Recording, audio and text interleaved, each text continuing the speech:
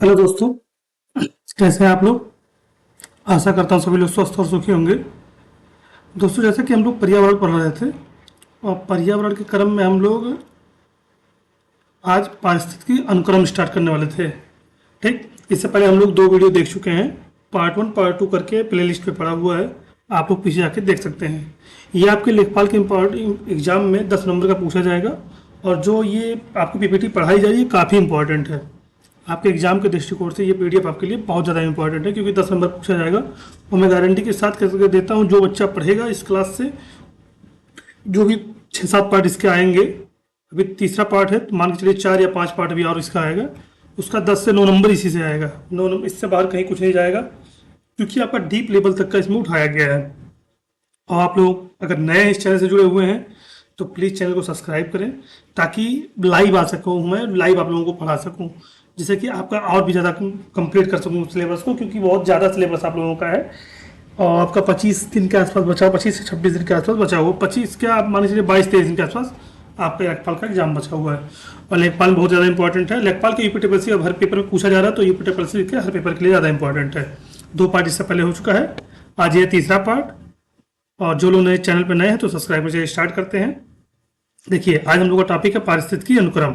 इसके पहले हम लोग 2 क्लास में फूड चैन पढ़ चुके हैं। पारिस्थितिकी अनुक्रम है तो देखते हैं, समय के साथ किसी निश्चित क्षेत्र में पौधों और जानवरों के समुदायों में होने वाले क्रमिक, अनुमानित और दिशात्मक बदलाव को पारिस्थितिकी अनुक्रम कहते हैं। क्या समझ रहे हैं इससे आप लोग, कि समय के साथ साथ जो कुछ बदलाव होता है पौधों और जानवरों में, मतलब बायोटिक में, वो क्रमिक जो दिशात्मक बदलाव होता है उसे हम पारिस्थितिक अनुक्रम कहते हैं। आगे देखिए सरल शब्दों में, कैसे एक बंजर चट्टान या खाली तालाब धीरे धीरे सैकड़ों वर्षों में एक घने और स्थिर जंगल में बदल जाता है, यह अनुक्रम है। मतलब मान देखिए, ये चट्टान है, कुछ समय बाद जब धीरे धीरे टूटेगी फूटेगी, इसका क्षरण होगा, मौसम इसके अनुकूल होगा, तो ये धीरे धीरे टूट टूट के मिट्टी ज़मीन बन जाएगी, मतलब इस तरह ज़मीन बन जाएगी। अब ज़मीन पे धीरे धीरे घास उग जाएंगे। ठीक, ये घास धीरे धीरे और पौधे, मिट्टी उर्वरक होगी तो यहाँ पौधों का निर्माण हो जाएगा, पौधों से ये वृक्ष में तब्दील हो जाएंगे। इसी को हम लोग पारिस्थितिक अनुक्रम कहते हैं। आगे देखिए, अनुक्रम से जुड़ी 3 सबसे महत्वपूर्ण शब्दावलियां क्या क्या है। पुरोगामी समुदाय। ठीक, पुरोगामी समुदाय क्या होता है, यह हुआ पहली प्रजाति है जो किसी बंजर या खाली क्षेत्र में सबसे पहले आकर बसती है। उदाहरणतः बंजर चट्टान पर लाइकेन, नए तालाब पर फाइटोक्लेटन। देखिए, ये लाइकेन है, ये फाइटोक्लेटन है। लाइकेन क्या होता है, जैसे इसको कम पानी की आवश्यकता होती है, ऊसर जगह पर भी निकल सकता है, इसलिए पहले चट्टानों में लाइकेन निकलता है। आप लोग जाते होंगे घूमने पहाड़ों पे तो देखेंगे वहां इस तरह की बहुत सारे पत्तियां पौधे निकले रहेंगे। ठीक, और ये देखिए पानी में जैसे शैवाल निकलता है तो शैवाल से पहले फ्लैक्टोटोन होता है, तो फ्लैक्टोटोन आते हैं, ये शैवाल के पहले का वो है। अब देखिए, चरम समुदाय क्या होता है, क्लाइमेक्स कम्युनिटी क्या होता है। यह अनुक्रम की अंतिम और सबसे स्थिर अवस्था है। यह समुदाय अपने आसपास के पर्यावरण जलवायु के साथ पूर्ण संतुलन में रहता है और तब तक नहीं बदलता जब तक कि कोई बड़ी आपदा, आग, बाढ़ ना आए। उदाहरण, एक परिवार और घना जंगल। देखिए, एक परिवार हो या घना जंगल हो, जब तक वहाँ कोई आपदा नहीं आएगी तो वो खत्म नहीं होगा। अब क्या जंगल अपने आप खत्म हो जाएगा?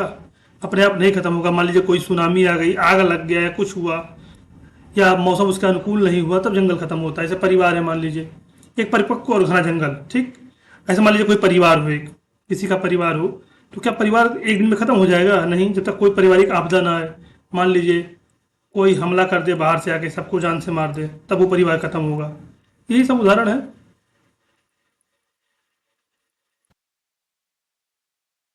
आगे देखते हैं, क्रमक या क्रमक अवस्थाएं। ठीक, क्रमक अवस्थाएं हैं, ये गलती से क्रमक हो गया है, क्रमक अवस्था होगा। क्रमक अवस्थाएं क्या है, पुरोगामी और चरम समुदाय के बीच आने वाली सभी मध्यावर्ती अवस्थाओं को क्रमक कहा जाता है।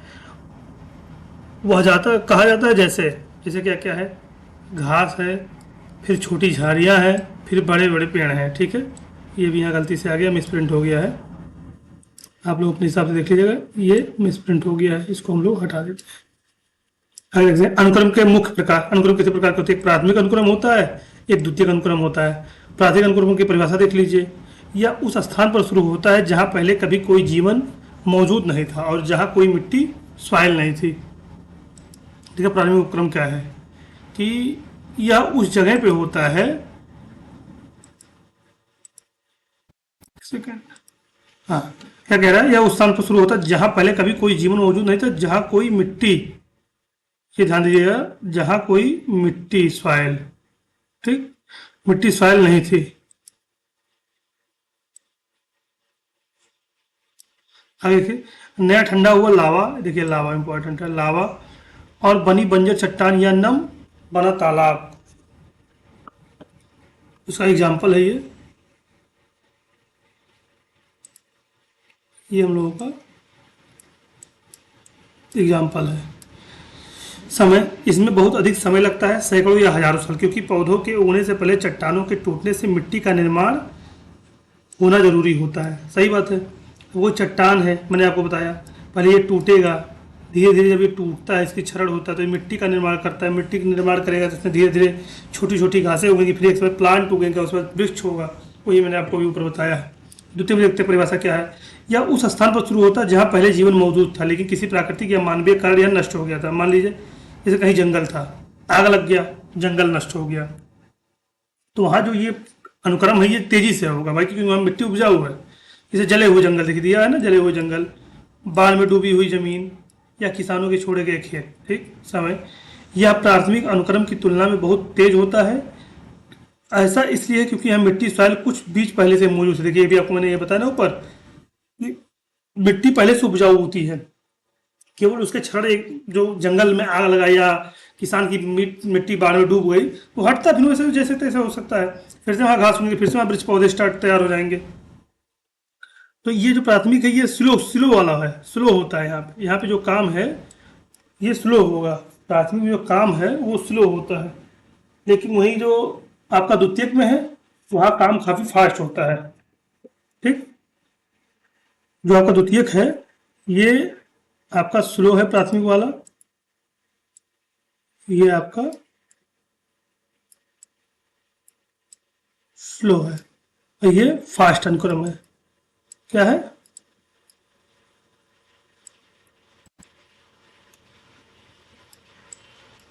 फास्ट, क्योंकि वहाँ ऑलरेडी पहले से जीवन था, पहले से जंगल वहाँ था जो जल के खत्म हुआ है, और यहाँ स्टार्टिंग होने वाला है, यहाँ पहले से था।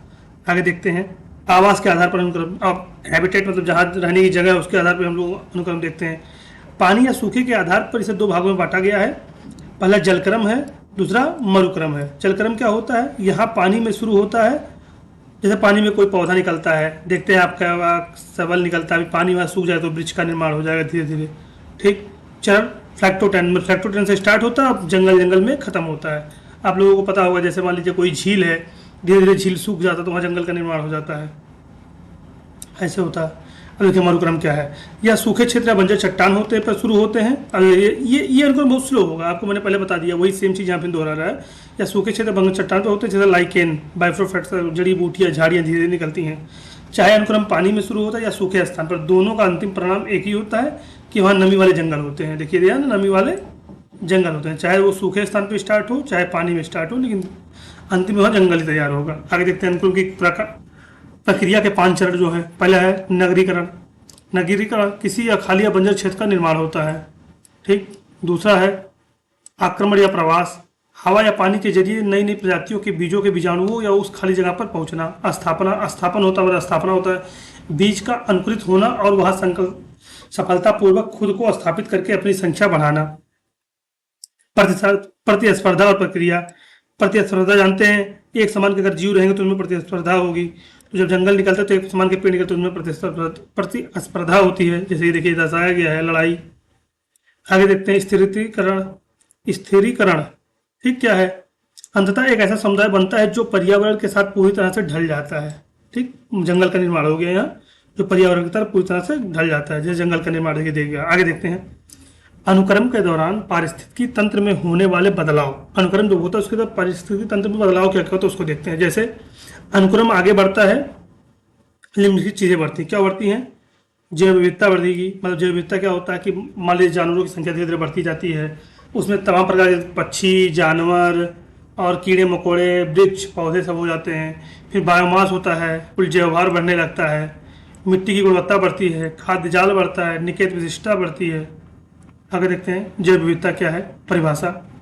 जैव विविधता इसका अर्थ है पृथ्वी के किसी विशेष क्षेत्र में पाए जाने वाले पौधे, जानवर, सूक्ष्मजीवों की प्रजातियों की विभिन्नता और बहुतायत। ठीक, भाई जैव विविधता तो हम लोग आगे पढ़ चुके थे, इसलिए उसको ऊपर देख देख के निकल जाएंगे, ज़्यादा है नहीं इसमें। उत्पत्ति देखिए, जैव विविधता शब्द वाल्टर जी रोजन, देखिए इंपॉर्टेंट है, ये नाम इम्पॉर्टेंट है क्योंकि ये पूछता है कि जैव विविधता शब्द किसने दिया, तो जैव विविधता शब्द वाल्टन जी रोजन ने 1985 में दिया। देखिए इंपॉर्टेंट है आपका। ठीक, एडवर्ड ओ विल्सन जैव विविधता के जनक हैं, ये आपको पहले बता दिए हैं, एडवर्ड ओ विल्सन जैव विविधता के जनक हैं, ये आपको बताया गया है पहले। कहा जाता है क्योंकि उन्होंने 1988 में इसे प्रसिद्ध किया था। ठीक, आगे देखते हैं, जैव विविधता की शर्त या विवरण क्या है। जैव विविधता की शर्त या विवरण क्या है। जैव विविधता उन क्षेत्रों में अधिक होती है जहाँ सौर ऊर्जा, तापमान और वर्षा अधिक होती है। मैंने आपको ऊपर बता दिया, जैव विविधता फिर दोबारा पढ़ने की कोई आवश्यकता नहीं, ऊपर आपको वीडियो में बताया गया है। जो लोग नहीं देखें पहले दोनों वीडियो देख लें फिर इसको देखें। आगे देखते हैं, इसलिए भूमध्य रेखा 0 अक्षांश पर सदाबहार वन वर्षा वन में सर्वाधिक जैव विविधता पाई जाती है, क्योंकि यहाँ जो ये है लैटिट्यूड है, यहाँ पे प्रकाश और जल पर्याप्त मात्रा में होती रहती है इक्वेटर पे। जैसे हम भूमध्य रेखा से ध्रुव की ओर जाते हैं, जैव विविधता कम होती जाती है। अब देखिए, अमेजन वर्षा वन, ब्राजील विश्व के सबसे अधिक जैव विविधता वाला क्षेत्र, जिन्हें पृथ्वी का फेफड़ा है, ये इंपॉर्टेंट है, पूछता है पृथ्वी का फेफड़ा किसे कहते हैं, तो अमेजन के वर्षा वन को, क्योंकि अब ब्राजील में है, याद रखिए कि ब्राजील में, देखिए इम्पोर्टेंट है, ब्राजील में है, क्योंकि वो विश्व के लगभग 20% ऑक्सीजन का उत्पादन करते हैं। मतलब 20% जो ऑक्सीजन है आपका पूरे विश्व का, ये यहीं से आता है, अमेजन का वर्षा वन। ये तो आपको बताया गया हाइट नुमा बना के, लेकिन ऐसा है नहीं, काफ़ी घना जंगल है, यहाँ बहुत से सांपों की प्रजातियां, जानवरों की प्रजातियां सब पाई जाती हैं। आगे देखते हैं, भारत में पश्चिम घाट में सर्वाधिक जैव विविधता पाई जाती है, विशेष रूप से केरल की शांत घाटी, केरल है, कितना मिसप्रिंट हुआ है, सेकंड, ये आप लोग हटा लेंगे, हाँ केरल है ये। पश्चिम घाट में सर्वाधिक जैव विविधता पाई जाती है, विशेष रूप से केरल की शांत घाटी, जो केरल में शांत घाटी है वहाँ जैव विविधता पाई। जैव विविधता मतलब क्या होता है, जहाँ जानवर निवास करते हैं। आपको पीछे वीडियो में बताया गया, आप लोग नहीं देखे हैं तो पुनः जाके वीडियो आप लोग एक बार फिर से देख लीजिए। बहुत बेनिफिट सफिशियंट है आपके पर्यावरण के लिए और लेखपाल के लिए सफिशियंट है, और बहुत बेनिफिशियल है आपके लिए एग्जाम के लिए, तो देखते रहिए। अब देखिए, आपको मैं डायग्राम समझाता हूँ। देखिए, ये आपका तमिलनाडु है, ठीक, यहाँ आपका केरल है। ये चीज़ क्या होती है कि यहाँ एक पश्चिमी पहाड़ी है, इसको हम लोग पश्चिमी पहाड़ी कहते हैं। इसके यहाँ ये हम लोग का पश्चिमी घाट का जंगल है, यहाँ सबसे अधिक जैव विविधता पाई जाती है, केरल का, ये केरल का हिस्सा है। आगे देखते हैं, जैव विविधता के स्तर देखते हैं, क्या स्तर है। देखिए, एक अनुवांशिक होता है, अनुवांशिक क्या होता है, जैसे कहते हैं ना कि आपके अंदर अनुवांशिक गुण है, जो आपके माता पिता के अंदर गुण होगा, कुछ मिलता जुलता गुण आपके अंदर भी पाया जाता है, उसी को अनुवांशिक कहते हैं। जैसे मान लीजिए आपके पिता की आँख भूरी है तो आपकी आँख भी भूरी होगी, मम्मी की आँख भूरी तो आपकी आँख भी भूरी होगी, जरूरी नहीं हो लेकिन कुछ ना कुछ मिलेगा आपको। ठीक, ऐसे कुत्तों में, ऐसे पौधों में सेम है। आगे देखते हैं, प्रजातीय विविधता। प्रजातीय विविधता का आशय किसी विशेष क्षेत्र में पाई जाने वाली विभिन्न प्रकार की प्रजातियों की कुल संख्या से है। ठीक, ये इंपॉर्टेंट है, ध्यान दीजिएगा, संख्या से है। तीसरा, पारिस्थितिकी तंत्र विविधता, किसी भौगोलिक क्षेत्र में पाए जाने वाले विभिन्न पारिस्थितिकी तंत्रों जैसे मारुस्थल, वन, तालाब में विविधता, ये सब आपको बताया गया है, केवल देखते पढ़ते देखते निकल चलिए। जैव विविधता के तप्त स्थल, जो तप्त में गर्मी वाला स्थल उसको बताइए, हॉटस्पॉट, जिसे हम लोग हॉटस्पॉट कहते हैं, कहते भाई काफ़ी हॉटस्पॉट है। साथ नार्मन मायर्स द्वारा, देखिए अभी देखिए ये इंपॉर्टेंट है, ये हॉटस्पॉट शब्द है, ये नार्मन मायर्स ने 1988 में दिया था, नार्मन मायर्स ने 1988 में दिया था। प्रमुख शब्द, उस क्षेत्र में सामान्य पौधे कम से कम 1500 से ऐसी प्रजातियां होनी चाहिए जो स्थानिक हो। ठीक, उस क्षेत्र की कुल मूल प्राकृतिक वनस्पति का कम से कम 70% हिस्सा नष्ट हो चुका हो, वहीं हॉटस्पॉट क्षेत्र में आते हैं, हॉटस्पॉट जोन में आते हैं। वर्ल्ड में 36 हॉटस्पॉट देखिए इंपॉर्टेंट है, तो इंडिया में 4 हॉटस्पॉट है। अब 4 हॉटस्पॉट नाम लिखिए, पूर्वी हिमालय, इंडो बर्मा क्षेत्र, पश्चिमी घाट और सुंदरबन, ये 4 हॉटस्पॉट क्षेत्र हैं, गर्मी ज़्यादा पड़ती है। ठीक है, यहाँ आपको दिया गया है eastern Himalaya, western Ghat, Sundaland, Indo Burma, eastern Himalayas. अगर देखते हैं, जैव विविधता का संरक्षण, स्वास्थ्य संरक्षण होता है, जीवों और पौधों को उनके प्राकृतिक आवास में संरक्षण, उसको स्वास्थ्य संरक्षण कहते हैं। जिसके लिए नेशनल पार्क है, वेलफेयर सेंचुरी है, बायोस्फीयर रिजर्व है, तो उनको उसी स्थान पर रखा गया उन्हीं के क्रम में। देखिए, बड़े स्थानीय संरक्षण क्या है, जीवों और पौधों को उनके प्राकृतिक आवास से बाहर लाकर संरक्षित है। जैसे मान लीजिए किसी जानवर को, जैसे आपने तोता पाला, अब तोता का जो घर है वो पेड़ पौधा है, जंगल है, या वो उड़ेगा, अब आदमी उसको पिंजरे में बंद कर दिया तो वो बहिर्स्थान में आ जाएगा। ठीक है, एक हाथी जो जंगल में घूम रही है, आप ले आकर उसको पिंजरे में बंद कर दिया तो बहिर्स्थापन हो जाएगा। और स्वास्थान मतलब मान लीजिए जू बना दिया आपने, पेड़ जंगल के आकार का ही बना, जंगल को ही घेर दिया, जो कहते हैं वन्य जीव आवारण बना दिया, तो उसमें जो रहने जानवर उनका स्वास्थान है, लेकिन आपने जो पिंजरे में रखा वो बहिर्स्थान है। मछली को एक्वेरियम में रख दिया तो बहिर्स्थान है, मछली का जो जगह है वो समुद्र या नदी या जल में है। आगे देखते हैं जैव विविधता का मापन। जैव विविधता का मापन जो होता है का विस्तृत विवरण दिया गया है। इन 3 स्तरों की अवधारणा R.H. वेक्टर ने 1972 में दी थी। किसने दिए थे? R.H. वेक्टर ने 1972 में दी थी। अल्फा जैव विविधता परिभाषा, यह एक विशिष्ट क्षेत्र या पारिस्थितिक तंत्र के भीतर पाई जाने वाली प्रजातियों की संख्या है। ठीक, ये देखिए याद कर लीजिए, R.H. वेक्टर ने दिया था, ये इंपॉर्टेंट है, और 1972 में दिया था, ये भी इंपॉर्टेंट क्वेश्चन पूछा जाएगा। ठीक, इसे स्थानीय विविधता भी कहते हैं। यह हमें बताती है कि एक छोटे से क्षेत्र जैसे एक तालाब, एक खेत में कितनी अलग अलग प्रजातियां मौजूद हैं। इसे स्पेसिफिक प्रजातियां समृद्धि के रूप में माना जाता है, मापा जाता है। उदाहरण, यदि एक बगीचे में आम, नीम और पीपल के पेड़ हैं तो बगीचे को अल्फा विविधता है। अल्फा विविधता 3 है। 3 प्रकार के पौधे तो अल्फा विविधता 3, जितने प्रकार के पौधे उतना अल्फा विविधता होती है। बीटा विविधता क्या है? बीटा विविधता जो होता है ये जानवरों में होता है। यह 2 अलग अलग पारिस्थितिक तंत्रों के बीच प्रजातियों में बदलाव के अंतर को मापती है। यह हमें बताती है कि एक आवास में दूसरे आवास में जाते हैं जो प्रजातियां कितनी में बदल जाती हैं। ज़्यादा इंपॉर्टेंट है नहीं, आप लोग ऊपर पर देख के निकलिए, जो इंपॉर्टेंट है वो आपको बताया जाएगा। इसमें प्रजातियां बदलाव कहा जाता है। यदि 2 क्षेत्र में प्रजातियां समान हैं तो बीटा विविधता कम होगी। यदि प्रजातियां बिल्कुल अलग, सभी बिल्कुल अलग अलग है तो बीटा विविधता अधिक होगी। उदाहरण, तालाब में मेढक मछली तो 2 प्रजातियां हो गई तो ये बीटा विविधता हो गया। ठीक है, गामा विविधता देख लेते हैं। एक बड़े भौगोलिक क्षेत्र के भीतर सभी पारिस्थितिक तंत्रों की कुल विविधता विवरण एक अल्फा और बीटा विविधता का योग समग्र रूप से या एक बहुत बड़े परिदृश्य जैसे पूरा हिमालय क्षेत्र या पूरा पश्चिमी घाट में पाई जाने वाली कुल प्रजातियों की संख्या है। उदाहरण, यदि हम पूरे भारत में पश्चिमी घाट, वेस्टर्न घाट की बात करें जिसमें नदियाँ, पहाड़ और जंगल शामिल हैं, तो वहाँ मौजूद सभी प्रजातियों की कुल गिनती गामा विविधता कहलाएगी। ठीक, जैव विविधता पर कन्वेंशन जो है ये देखिए इंपॉर्टेंट है, बहुत बार पूछा गया है कि जैव विविधता पर कन्वेंशन है जो CVD है तो 1992 में हुआ था। ये इंपॉर्टेंट, आप लोग एकदम इंपॉर्टेंट मार्क कर लीजिएगा, इंपॉर्टेंट 1992 में जो CVD हुआ था। ठीक, 1992 में। परिचय यह एक अंतर्राष्ट्रीय संधि है जिसे 1992 रियो, ये भी इंपॉर्टेंट है, रियो जेनेरो ब्राजील में हुआ था। पूछता है कहाँ हुआ था तो रियो ब्राजील में हुआ था। पृथ्वी शिखर कब लागू हुआ? 29 दिसंबर 1993 को लागू हुआ। ठीक, महत्वपूर्ण तिथि 29 दिसंबर 1993, पृथ्वी शिखर इंपॉर्टेंट है आपके लिए, 29 दिसंबर 1993। CVD के 3 मुख्य उद्देश्य क्या थे? जैव विविधता का संरक्षण, पौधे, जानवरों और पारिस्थितिक तंत्र की रक्षा करना, इसके घटकों का सतत उपयोग, संसाधनों का उपयोग इसी स्तर पर करना कि भविष्य के लिए बचे रहें, लाभों का निष्पक्ष और न्यायसंगत बंटवारा, आनुवांशिक संसाधनों के उपयोग से होने वाले लाभ को उन स्थानीय लोगों के साथ साझा करना जहां से संसाधन के लिए लिया गया हो। ठीक, आगे देखते हैं। महत्वपूर्ण तत्व की फैक्ट्री, यह कानूनी रूप से बाध्यकारी है, लीगल बाइंडिंग है, मतलब आपको करना ही करना, नहीं करेंगे तो आपको जेल भी हो सकती है। ठीक है, आगे देखते हैं। कार्टाजेना प्रोटोकॉल बहुत इंपॉर्टेंट है आपको। कार्टाजेना प्रोटोकॉल बार बार पूछा गया क्वेश्चन है, बहुत इंपॉर्टेंट है आपको कार्टाजेना प्रोटोकॉल। ठीक, कब अपनाया गया? 2000 में, लागू हुआ 2003 से। पूछा कार्टाजेना प्रभाव प्रोटोकॉल कब आया तो आप कहेंगे 2000 में। कब लागू हुआ? 2003 में। विषय क्या है? जैव सुरक्षा। कार्टाजेना प्रभाव क्यों होता है? जैव सुरक्षा के लिए होता है। किस लिए होता है? जैव सुरक्षा के लिए होता है।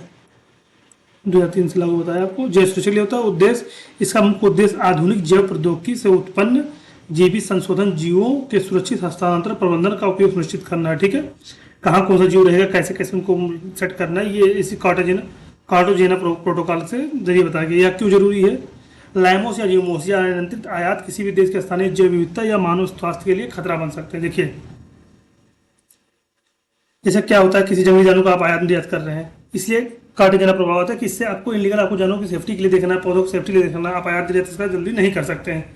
इसके लिए प्रोटोकॉल होता है निर्यात करने के लिए। मुख्य तंत्र क्या है? अग्रिम सूचित सहमति होता है। किसी भी देश को लाइमोस निर्यात करने से पहले आयातक देश को सूचित करना होगा और सहमति लेनी होगी। जैसे मान लीजिए कोई हाइब्रिड पौधा है, एक पौधा है, कोई हाइब्रिड पौधा है, हम मानते हैं हाइब्रिड पौधा क्या होता है? जिसको उसके लक्षण के अनुसार बदला ना जाए, उसको कुछ और देकर जल्दी, जैसे मान लीजिए एक टमाटर है, टमाटर का है कि मान लीजिए 20 दिन में पैदा होता है, आप उसको हाइब्रिड के माध्यम से 10 दिन में पैदा कर रहे हैं। अब आप मान लीजिए आप कोई देश है वो कर रहा है और दूसरे देश को बेचना चाहता है, तो उस देश को बताना हो कि मैंने ऐसा ऐसा किया है या ऐसा हुआ है, ये नुकसानदायक नहीं है, मैं आपके हिसाब से उसको आयात करना चाहता हूँ। अगर वो देश परमिशन देगा तभी ये आयात हो पाएगा। इसी को लैमोस कहते हैं। ठीक, आगे देखिए नगोया प्रोटोकॉल। देखिए प्रोटोकॉल सब आ रहा, बहुत इंपॉर्टेंट सब देखते जाइए कौन कौन सा प्रोटोकॉल कितने। नगोया प्रोटोकॉल क्या है, ये 2010 में इंपॉर्टेंट है, लागू हुआ 2014 से। ऊपर जो आपका प्रोटोजोआ था, कार्टोजेना था, वो 2000 में लागू हुआ था और 2000 में आया तो 2003 में लागू हुआ था। ये 2010 में आया, 2014 में लागू हुआ नगोया प्रोटोकॉल। ठीक, इसमें क्या है, कब अपनाया गया, लागू 2014 हो गया। मुख्य विषय क्या है, एक्सेस और बेनिफिट शेयरिंग।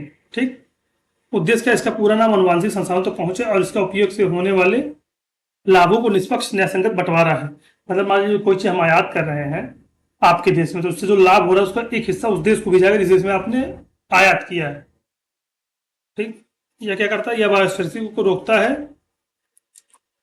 कि कोई देश कंपनी किसी देश जैसे भारत के पौधों को जानवर और पारंपरिक ज्ञान का उपयोग करके कोई दवा या उत्पाद बनाती है तो उसे मुनाफे का एक हिस्सा उस देश को स्थानीय समुदाय के साथ साझा करना होगा। जैसे मान लीजिए भारत है, ये पौधे जानवर कोई रिसर्च किया, वहां से दवा बना, जो मुनाफा मिलेगा उसका एक हिस्सा जो है वो भारत को जाएगा, एक हिस्सा उस समुदाय को जाएगा, उस स्थानीय समुदाय जिसने ये पौधा लगाया था, जिसपे ये वो किया गया था, परीक्षण किया गया था। ठीक, ये बताया गया है। आईची लक्ष्य क्या है कि इस समय 2011 से 20 में, संदर्भ 2010 में नगोया जापान में आयोजित COP10 में इसे अपनाया गया था। इसे जैव विविधता के लिए रणनीतिक योजना 2011 से 20 में हिस्सा था। इसमें 5 रणनीतिक उद्देश्य थे, 20 विशिष्ट लक्ष्य थे, मिलते हैं। पूछता है आईची लक्ष्य में क्या था, 5 रणनीतिक उद्देश्य और 20 विशिष्ट लक्ष्य थे। ठीक, क्या थे, 20 विशिष्ट लक्ष्य थे। परिणाम क्या, 2020 तक इनमें अधिकांश लक्ष्य पूरी तरह से हासिल नहीं किए जा सके, लेकिन इन्होंने दुनिया की जैव विविधता में महत्व के बारे में जागरूक किया। अब इनका स्थान कुनमिंग मॉन्ट्रियल फ्रेमवर्क ने ले लिया है। ठीक, इंपॉर्टेंट है, देख लीजिए, कुनमिंग मॉन्ट्रियल फ्रेमवर्क ने ले लिया है। अब ये क्या है, कुनमिंग मॉन्ट्रियल फ्रेमवर्क क्या है, वैसे जैव विविधता ढांचा क्या है, देखते हैं। कब अपनाया गया, 2022 में। कब अपनाया गया, 2022 में। क्या है उद्देश्य, 2030 तक जैव विविधता के नुकसान से रोकना और पलटना है, 2030 तक। ठीक, इसमें फ्रेमवर्क में 4 दीर्घकालिक उद्देश्य 2050 के लिए, 23 लक्ष्य 2030 के लिए है। ठीक, आगे देखिए 30 लक्ष्य क्या है, ये पूछता रहता है, बार बार पूछता है कि 30 लक्ष्य क्या है। इसे वर्ष 2030 तक दुनिया में 30% भूमि और 30% महासागरों का संरक्षण सुनिश्चित करना। देखिए इंपॉर्टेंट ना, 30% है,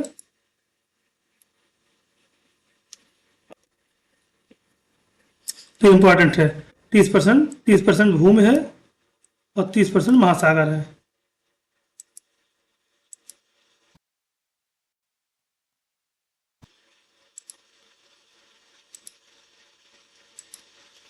क्या है, 30% भूमि और 30% महासागर का संरक्षण सुनिश्चित करना है। वर्तमान में लगभग 17% भूमि और 8% महासागर संरक्षित